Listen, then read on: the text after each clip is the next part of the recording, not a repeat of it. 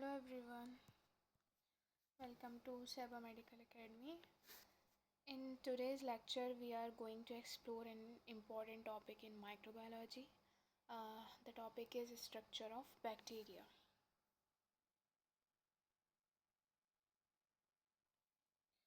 In this lecture, we will study the main parts of a bacterial cell including capsule, cell wall, cell membrane, cytoplasm, nucleoid, ribosomes, flagella, villi or fimbriae.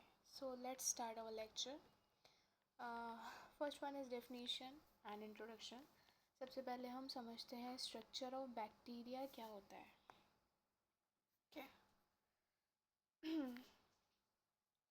Structure of bacteria definition.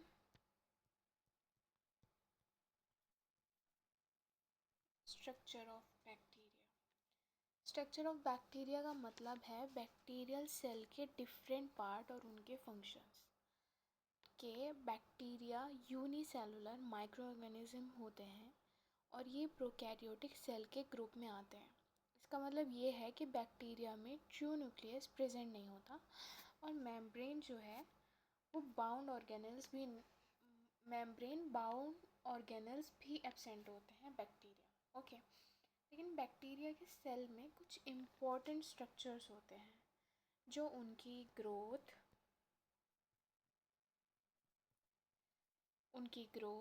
उनके survival के लिए important होते हैं.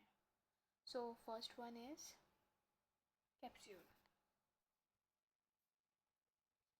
Capsule, सबसे पहले बात करते हैं कैप्सूल की. तो कैप्सूल बैक्टीरिया सेल की आउटर मोस्ट, बैक्टीरियल सेल की आउटर मोस्ट प्रोटेक्टिव लेयर होती हैं जो कुछ बैक्टीरिया में प्रेजेंट होती हैं. ओके, ये यूजुअली पॉलीसेकेराइड से बने होते हैं. पॉलीसेकेराइड्स से बनी होती है. कैप्सूल बैक्टीरिया को होस्ट इम्यून सिस्टम से प्रोटेक्ट करती है और बैक्टीरिया को सरफेस पर अटैच होने में हेल्प करती है. ओके, इसी वजह से कैप्सूल वाले बैक्टीरिया जो होते हैं वो ज़्यादातर विरुलेंट होते हैं और इन्फेक्शन कॉज करने की एबिलिटी ज़्यादा होती है. ज़्यादातर जो कैप्सूल क्या करता है, होस्ट इम्यून सिस्टम से प्रोटेक्ट करता है बैक्टीरिया को और सरफेस पर अटैच होने में हेल्प करता है. इसी वजह से ज़्यादातर बैक्टीरिया जो हैं ज़्यादा विरुलेंट होते हैं और इन्फेक्शन कॉज करने में उनकी एबिलिटी ज़्यादा होती है. नेक्स्ट वन इज़, बात करते हैं हम सेल वॉल की. बैक्टीरिया की सेल वॉल कैसी होती है, क्या होती है. अब सेल वॉल बैक्टीरियल सेल को शेप और रिजिडिटी प्रोवाइड करता है. क्या करता है? सेल वॉल बैक्टीरियल सेल को शेप और रिजिडिटी प्रोवाइड करता है. ये बैक्टीरियल सेल को एक्सटर्नल डैमेज और इन्वायरमेंटल स्ट्रेस से प्रोटेक्ट करती है. Bacterial cell wall mainly peptidoglycan से बनी हुई होती है. सेल वॉल के स्ट्रक्चर के बेसिस पर बैक्टीरिया को हम gram positive, gram negative bacteria में क्लासिफाई करते हैं. सेल वॉल के स्ट्रक्चर से ही हम बैक्टीरिया को ग्राम पॉजिटिव और ग्राम नेगेटिव में क्लासिफाई करते हैं और ये ही क्लासिफिकेशन माइक्रोबायोलॉजी में बहुत ज़्यादा इम्पॉर्टेंट है. The next one is cell membrane of bacteria. Cell membrane के अंदर साइटोप्लाज्म प्रेजेंट होता है. सेल मेम्ब्रेन के अंदर प्रेजेंट होती है जिसे जो सेल वॉल के अंदर सेल मेम्ब्रेन प्रेजेंट होती है जिसे हम प्लाज्मा मेम्ब्रेन भी कहते हैं. ठीक है, सेल मेम्ब्रेन के अंदर प्लाज्मा मेम्ब्रेन प्रेजेंट होती है. ये मेम्ब्रेन मेनली फॉस्फोलिपिड्स और प्रोटीन से मिलकर बनी हुई होती है. किन किन से? फॉस्फोलिपिड्स और प्रोटीन से मिलकर बनी हुई होती है। ठीक है, सेल मेम्ब्रेन का मेन फंक्शन है सब्सटेंसेस को मूवमेंट को कंट्रोल करना, यानी सेल मेम्ब्रेन डिसाइड करती है कि कौन सी सब्सटेंसेस सेल के अंदर जाएगी और कौन सी बाहर निकलेगी। इसके अलावा ये एनर्जी प्रोडक्शन और मेटाबॉलिक एक्टिविटीज़ में भी इम्पॉर्टेंट रोल प्ले करते हैं। मतलब बैक्टीरिया की एनर्जी प्रोडक्शन और बैक्टीरिया के मेटाबॉलिक एक्टिविटीज़ में भी बहुत इम्पॉर्टेंट रोल प्ले करते हैं। The next one is cytoplasm. Cytoplasm cytoplasm of bacteria. Cell membrane के अंदर साइटोप्लाज्म प्रेजेंट होता है। साइटोप्लाज्म एक सेमी फ्लूइड सब्सटेंस होता है। साइटोप्लाज्म क्या है? सेमी फ्लूइड सब्सटेंस होता है जिसे एंजाइम्स न्यूट्रिएंट्स और डिफरेंट मॉलिक्यूल प्रेजेंट होते हैं। जैसे कि सेमी फ्लूइड सब्सटेंस होता है साइटोप्लाज्म, जिसमें एंजाइम, न्यूट्रिएंट्स और डिफरेंट मॉलिक्यूल्स प्रेजेंट होते हैं। बैक्टीरियल सेल की मोस्ट मेटाबॉलिक रिएक्शन साइटोप्लाज्म में ही होती है। साइटोप्लाज्म बैक्टीरियल सेल की ग्रोथ और सेलुलर एक्टिविटीज़ के लिए बहुत इंपॉर्टेंट है। The next one is nucleoid. अब न्यूक्लियोइड का क्या काम है? न्यूक्लियोइड बैक्टीरिया में ट्रू न्यूक्लियस प्रेजेंट नहीं होता, इसी वजह से एक रीजन होता है जिसे हम न्यूक्लियोइड कहते हैं। न्यूक्लियोइड में बैक्टीरियल जेनेटिक मटेरियल यानी डीएनए प्रेजेंट होता है। ये डीएनए बैक्टीरिया की ग्रोथ, बैक्टीरिया का मेटाबॉलिज्म और बैक्टीरिया का रिप्रोडक्शन को कंट्रोल करता है। Okay, the next one is ribosome.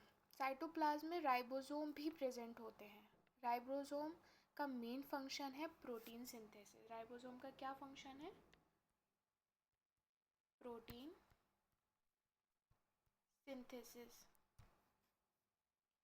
Okay, यानी राइबोसोम बैक्टीरियल सेल के लिए प्रोटीन बनाते हैं जो सेल के डिफरेंट एक्टिविटीज़ के लिए ज़रूरी होते हैं। क्या करते हैं राइबोसोम जो है बैक्टीरियल सेल के लिए प्रोटीन्स बनाते हैं और जो कि बैक्टीरिया की डिफरेंट एक्टिविटीज़ के लिए बहुत इंपॉर्टेंट होते हैं। बैक्टीरियल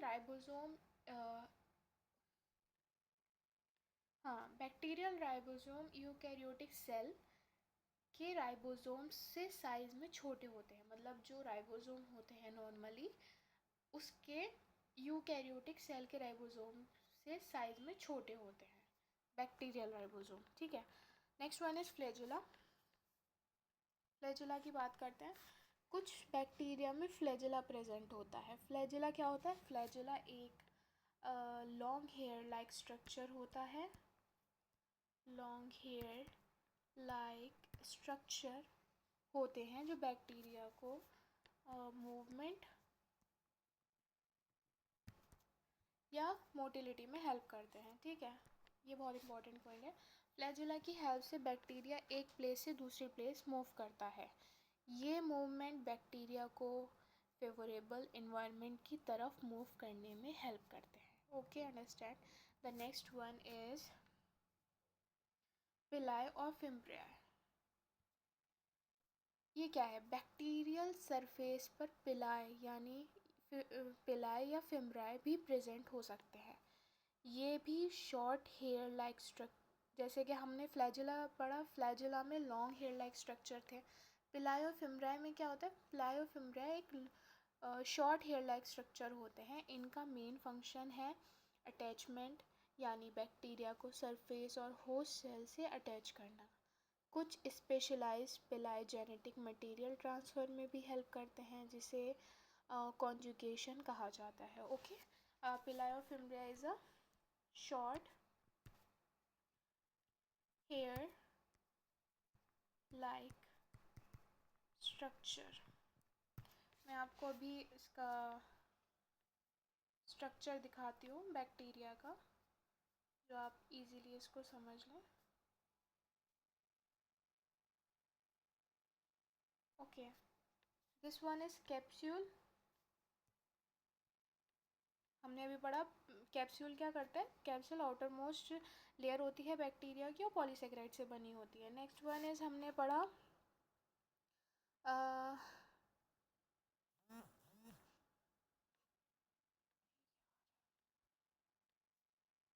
ओके, सो डायग्राम से समझते हैं कि बैक्टीरिया की आउटर प्रोटेक्टिव लेयर होती है जो उसे प्रोटेक्ट देती है, ठीक है, capsule.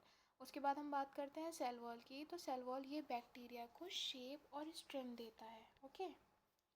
The next one is cell membrane. ये सेल के अंदर और बाहर के सब्सटेंसेस को मूवमेंट कंट्रोल करती है, ठीक है, सेल मेम्ब्रेन जो होती है।